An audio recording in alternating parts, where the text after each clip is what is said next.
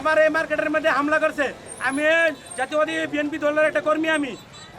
আমার আজকে আমার মার্কেটের মধ্যে একটা দুইটা তিনটা চারটা পাঁচটা ছয়টা সাতটা আটটা এখানে গুলি করছে। একটা আপনাদের প্রমাণ আছে যে গুলি চিহ্নগুলো দেখেন।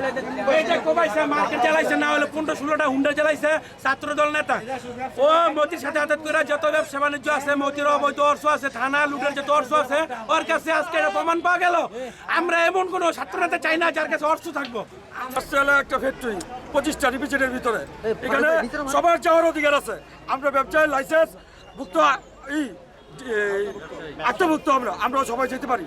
এখানে যাওয়ার পরে আমাদের দুই প্রতিনিধি, দুজন, একজন আমাদের মণিবাবা, একজন আমাদের সাজ্জাদ হোসেন, ওরা যাওয়ার পরে সাগরের লোকজন গিয়ে বাধা করে তোরা এটার ভিতরে ঢুকতে পারবি না। এই কথা বলার পরে কেন ঢুকতে পারবো না? আমরা তো বিজেপির ব্যবসার লাইসেন্সের আত্মভুক্তির ভিত্তিতে আমরা সব কিছু যাওয়ার মতো অধিকার আমাদের আছে। তখন তারা করছে দাদা তারা ঢুকতে পারবো, এই কথা বলে আমাদের লোকে ধাক্কা টুক্কা দিয়ে ইপিজেডটা বাই করে দেওয়া হয়েছে। বাই করে দেওয়ার পরে আমরা যাওয়া গেছি, হাতাহাতির পরে আমরা বাইরে যাওয়ার পরে ওরা ওইখান থেকে দেশীয় অস্ত্র, বিদেশি অস্ত্র নিয়ে এই আঙ্গা করে আমাদের উপরে আক্রমণ করা হয়েছে। থানাতে যত অস্ত্র লুট হয়েছে এই সব সাগরের এলো। তারপরে মতিনের যত অবৈধ অস্ত্র আছে সব সাগরের থেকে। আপনারা এই করে দেন, আজকে মতিনের যত ব্যবসা বাণিজ্য আছে সব সাগরে দেখতেছে।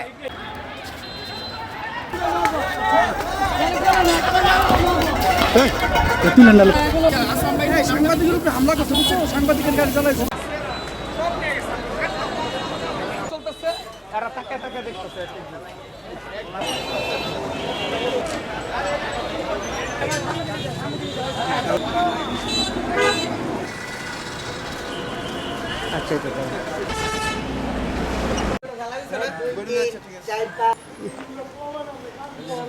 হ্যাঁ, এটা জ্বালাই দিয়ে গেছো।